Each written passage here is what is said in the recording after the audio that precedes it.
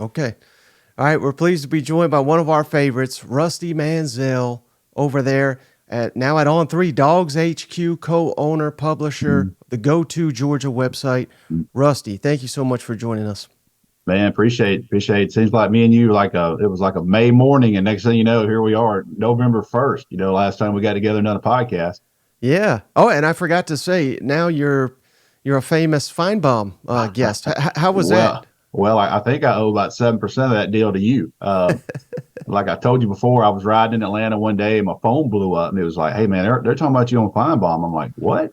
And I was like, "Hold on," I actually pulled over. I was like, "What's going on here?" And so everybody kind of got back to you, mentioned me, and I appreciate that. And it's amazing. You've been on there many, many times. It's amazing how many people watch that show. I mean, I heard from people. I apologize to people. I got text messages that night. I had no idea who the phone numbers were. I was just replying back, "I appreciate you." I didn't even know who it was, but certainly that show's monster, man. I appreciate you putting in a kind word for me. Well, absolutely. Well, I mean, everything coming your way, you deserve, Rusty. You Appreciate are it. my go-to man for Georgia. So Appreciate it. big week here for the Dogs, and we were just talking Yep. off air. Yep. This is the meat of the schedule. I mean, these next Yep. three games: Mizzou, hmm Ole Miss, Tennessee.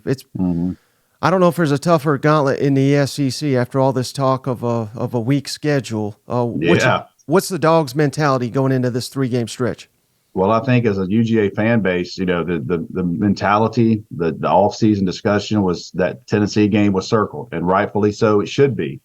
But I don't think anybody anticipated this Missouri game, very much could be for all the marbles right now in the SEC East. And then you got a great Ole Miss team that's playing great right now. And this month of November has certainly, and I don't think they're going to beat them, but you look at Georgia Tech, they're 4-0 against ranked opponents, just beat North Carolina the other night, have beat Miami. So the month of November for Georgia is going to ramp up really quickly, but it's going to start Saturday at 3:30 when Missouri comes into town. And one of the best Missouri Tigers teams I've seen in a while. They got a lot of pieces in this puzzle. Right, and I keep hearing from Dog fans, Rusty, that they've not faced a defense as good as Georgia, and that's true Mm-hmm. because Georgia's Sure. elite. But I Yep. don't think Georgia has faced an offense as good as Missouri's. So I mean, you could split it either way you want. Mm-hmm. Um, I, what's it going to take for Georgia to slow down this Missouri attack? Do you think? Well, I think, everybody keeps, and rightfully so, I agree. I think Missouri's the best offense that Georgia's faced. I think the Brady Cook's, his ability to drive the ball down the field, his ability to hurt you with his legs. I actually went back this morning and watched the Missouri offensive possessions last year. And I'll tell you what, man, it's 13-3 in the second quarter, and Malachi Starks catches Cody Schrader at the 1 yard line, and Georgia holds them to 3. That game could have been 20-3 in the second quarter last year, and who knows what happens. And then Dominic Lovett, who had a great game against Georgia, gets hurt in, midway through the second quarter. So you flip the script, and now he's playing for Georgia. But one thing I think that's not getting mentioned enough right now is the offensive line at Georgia and the ability to run the football. So if you can run the football, Luther Burden, Mookie Cooper, Weiss, and all those guys are sitting on the sidelines over there having to watch. And would be ideal for Georgia. Can Missouri stop the run? Can Georgia's offensive line kind of establish himself? And I think Georgia's offensive line kind of underachieved for a while, and they had some guys banged up. But, man, you want to talk about right now, Cedric Van Pran, Tate Ratledge, Xavier Trust, even Ernest Green playing left tackle. And they've been doing this without Amarius Mims, who, oh, by the way, is going to be a first-round draft pick next May.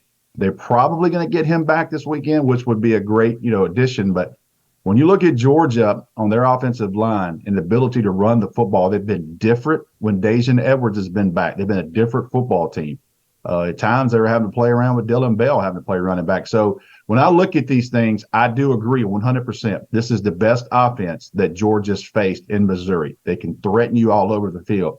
Here's what I will say. Georgia's running game can really give Missouri some issues because if Kirby Smart knows he can run the football, he will choke a clock straight out. And he did it last. You know what I mean? He did it last week against Florida. I mean, he did not want to do anything in the second half when he knew his defense had that thing in check.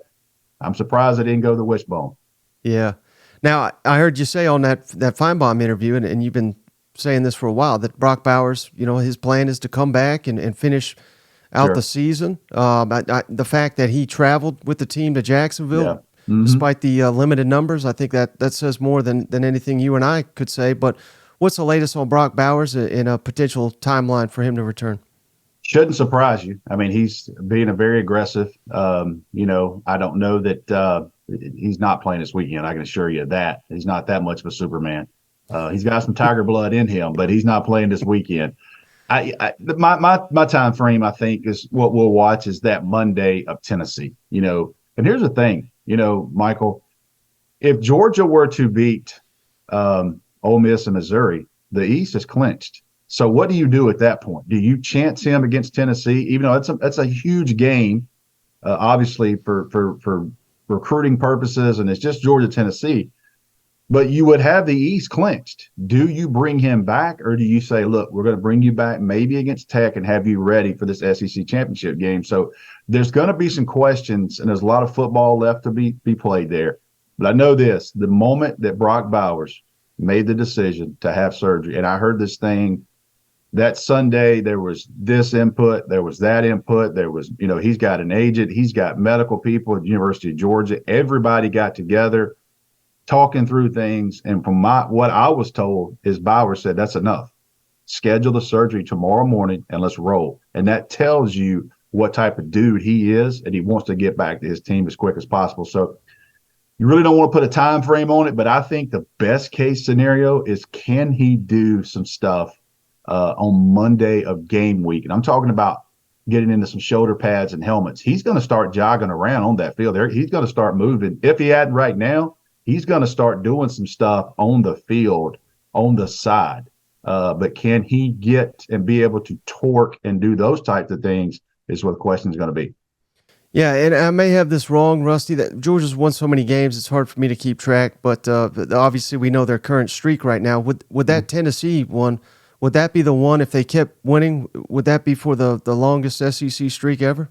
I don't even know that, to be honest with you. Yeah. And I hate to sound like Kirby Smart on that answer, but it's week to week. I do know that Georgia, I saw a stat this week. 3 years ago, Kirby Smart was 48-14, and now he's 89-15. So that's that's pretty damn good. You know what I mean? I'm like, I even went back and was like, is that right? So I believe they're 41-1. Yeah. Which is crazy. Considering you played Alabama, you played Tennessee, you played Ohio State, you've played all these teams. So you look at that, and Georgia's on a crazy, crazy winning streak. And I think people know this is not going to last forever. It's just not. But I think most Georgia fans are like, please, let's just get one more. Let's be greedy and get one more out of this. Eventually, they're going to lose a game. But I keep saying this, Michael, that this team has so many upperclassmen that they know how to win games. And they've been knocked down, man. I mean, they've had some times they've been hitting the mouth. I think South Carolina was up 11. Auburn was up 10 at times, and they haven't looked great at times. But when they need to, when their backs are kind of against the wall and they know they got to get up, that's another test, because last week they were ready to play Florida. I mean, there was no question. I think the people saying they're going to be a totally different team without Brock Bowers. And I read some national people say this is not going to be the same team without Brock Bowers. But what they do, they went out and threw the ball over the field and spread it out to these guys. And they got Ladd McConkey back. So this one this week is going to be kind of personal as, hey, Missouri wants some of your SEC East. They want to be the big dogs in the East, and it's got to go through Athens. So I'm sure Georgia at 3:30 will be ready to buckle it up. If Georgia wins this game in a convincing fashion, is it time to insert Carson Beck into the Heisman conversation? That's a great question, Michael. And if he plays well this week, I certainly think it's time for him to start getting some discussion, because this kid, here's the thing. A lot of people, and he said it last week, and it kind of caught me off guard. I saw it in an interview. He said, man, I ain't played football in 3 years. I haven't played real snaps in 3 years.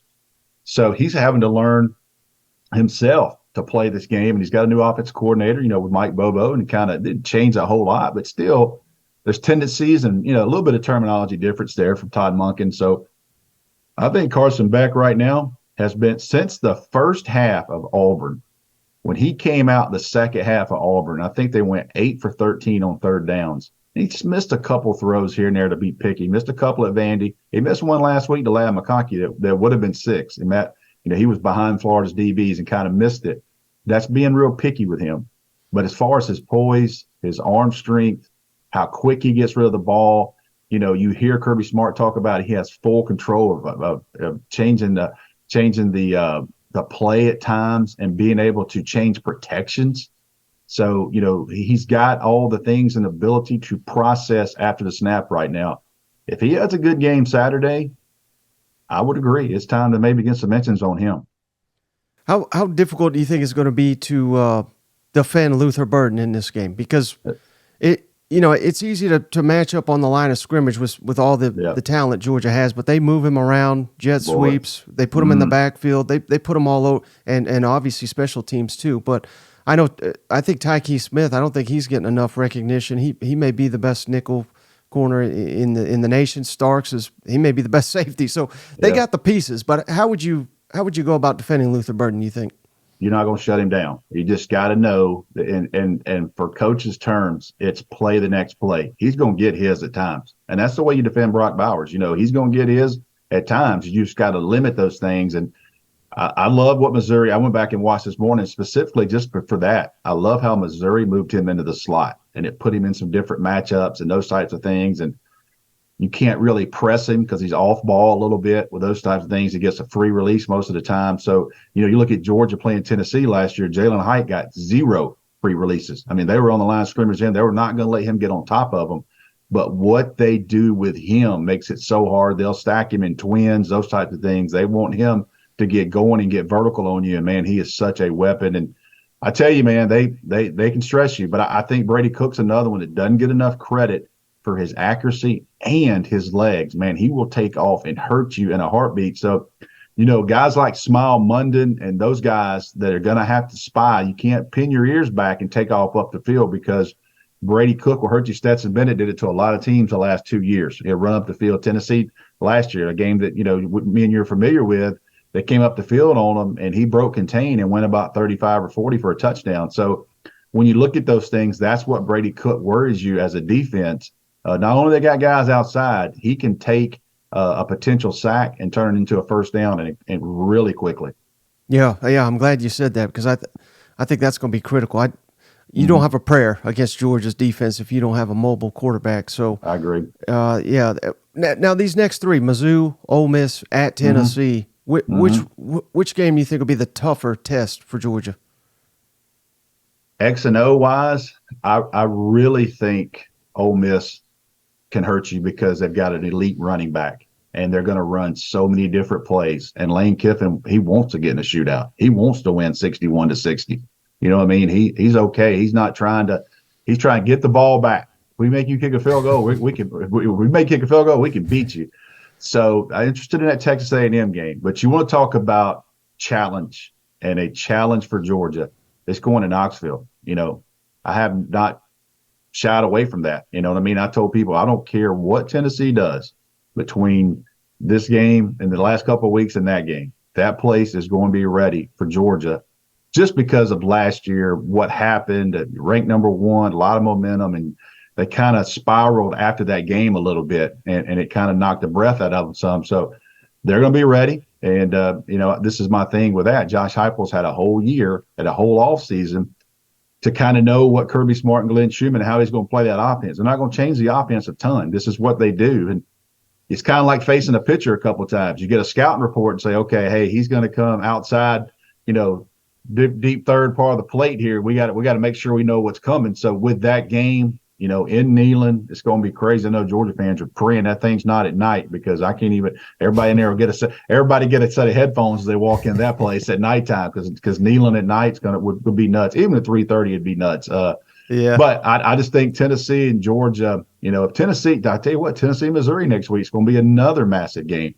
Mm-hmm. So you look at those games. So there's some big games left, but I think this game's a big challenge. I think X and O wise, I would be a little more worried about Ole Miss because of Junkins and what he can do, and he can break tackles. And Georgia, it's kind of had some get people run on him at times with a running game this year. So you look at that, but I think going to Knoxville, man, whether or not the SEC East is on the line or not, Georgia better be ready. I made the quote. That they're going to watch that plane land in Knoxville, and they're going to be on that river deep. And I don't know if Cousin Shane's going to be in the water yet or not, but they're going to be ready when Georgia comes to Knoxville. I can assure you that.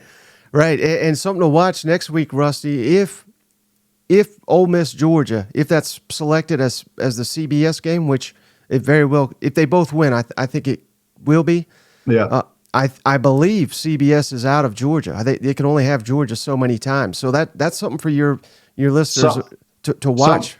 Somebody told me the Vandy game does not count, but who knows? I don't know, because that question was brought up. Mm-hmm. Don't know if it's true or not, but it was explained to me the Vanderbilt game did not count for Georgia because of the doubleheader deal. I have no idea. Right. Okay. So I'll have to double check that, but. That to me, I think that Tennessee weekend, isn't that like cupcake weekend? I don't know that. I think that CBS would really want Georgia, Tennessee. You know what I mean? I think they would say, agree, we'll roll the dice on that Georgia Ole Miss game with someone else, because I'm not sure we're going to take, Alabama versus Hoover over, over Georgia and Tennessee. You know what I mean? Right. So, there's what CBS wants, and then there's what Tennessee wants. No doubt. Cousin Shane's like, hey man, Hoover looks good this year. They might give Alabama a game for a while. So I get it. Let me ask you this. So Alabama, I know. Take off your Kirby hat here for a second. Who's DawgsHQ on your board? Who do they want in the SEC championship? Is it unquestionably? Is it Alabama? They want to kill Alabama? I think they want Alabama and Mercedes-Benz, because that's been the one thing that Georgia has struggled with. I mean, you can talk about second 26. You can talk about SEC championship games. It's just been, for whatever reason, the Mercedes-Benz, you got Joe Burrow carved you up, and Joe Burrow carved everybody up. I don't think the building had anything to do with that. And then you go second 26, that play, and then you get SEC championships and Jalen Hurts and Tua and those guys, kind of running all over the place and doing things. And, I think Georgia fans want to play Alabama. I think Georgia fans want to play them in that building in Atlanta and kind of say, hey, we can win one there. We can beat them there. So it's such a big rivalry with that game now, because of the magnitude. Every time Georgia and Alabama play, somebody's season basically ends. You know what I mean? Recently. So that's kind of been what's happening. And, I had some friends reach out to me yesterday and said, well, what happens if Georgia loses Alabama? And I was like, you don't want to know. So you don't need to worry about that. You better hope Georgia wins, because you could be staring down like Georgia and Air Force in the Peach Bowl. You know what I mean? And nobody wants to practice for a triple option for a month, especially none of those D linemen are thinking like, hey, Kirby, I'm not sure I'm coming back, and I'm not sure I want 2 weeks of getting cut blocked at practice. So, yeah. You know what I mean? There's so much left, man. So much left in the season, but there's a lot on it. But I think if you polled, the guys on the dog walk on DawgsHQ, they would probably say, let's play Alabama. Yeah. Well, last thing for you, Rusty, really appreciate your time. Can we get an official prediction from you? Mizzou, Georgia in Athens, who wins? I'm going with Georgia. I think, listen, it's hard. Realistically, man, it's hard to score 20 on Georgia. It's just, they've done it a few times, but if you get 20 points on Georgia, they've just got too many people that can make explosive plays on Missouri. And, I'm going to go 31-21, 31-20. I think this game's going to be close. I think Georgia's, maybe can pull away in the fourth quarter, that type of thing. They got I think they got depth. I tell you what's changed, Michael, in the last, I would say 4 years, minus the COVID year. What's changed in Athens is the crowd in Sanford Stadium. They can really, really affect you. You know what I mean? They get up, and it's not so much of a wine and cheese crowd. You know what I mean? That's kind of been the reputation for a while, just being truthful. They would get up for games, but man, when that place gets rocking, and it wasn't just a Tennessee game last year. I mean, South Carolina second half this year was rolling. That Arkansas game 2 years ago, at noon. And I fully expect the next 2 weeks in Sanford Stadium to be as loud as anywhere in the country for Missouri and Ole Miss to come in here. Yeah, I to this day, Rusty, I talked to Arkansas people. They say that Athens, that was the loudest stadium they've ever experienced. That was a noon game. That was a noon game too, Right. And Arkansas was definitely rattled on that one. So Hey, I really appreciate you. Before you go, tell the audience where can they find you, and you guys, do you guys got any deals right now at Dogs HQ for new members? I believe they've got something going on. We might have had something in yesterday, but it's only a couple bucks to try it out, and I think that you'll like it. I can't say enough about On3 and where we're going, and the leadership from Shannon Terry and his guys. We've added some really, really, I would say glue pieces, and we're not done. But doesn't surprise me. But where we are, just a couple years old, and just it's amazing what we're doing. And I'm certainly appreciative to be a co-owner at DawgsHQ. And our Georgia people that watch this, and I'm sure a lot of Tennessee people watch this with VolQuest. Those guys, Brent and Austin, They do a great job. Matt Ray's one of the I met Matt Ray over the years, kind of on the road, and just a young guy, and Grant Ramey, all those guys. So they do a great job there too. But we got other sites. I know you're through the SEC, so we got a great Bama Online site. Tim Watts is he's the dude. Tim Watts. If you want to know what's going on in Alabama football, you ask Tim Watts. So I think Tim Watts would certainly want Alabama and Hoover on CBS too. Just for a side note,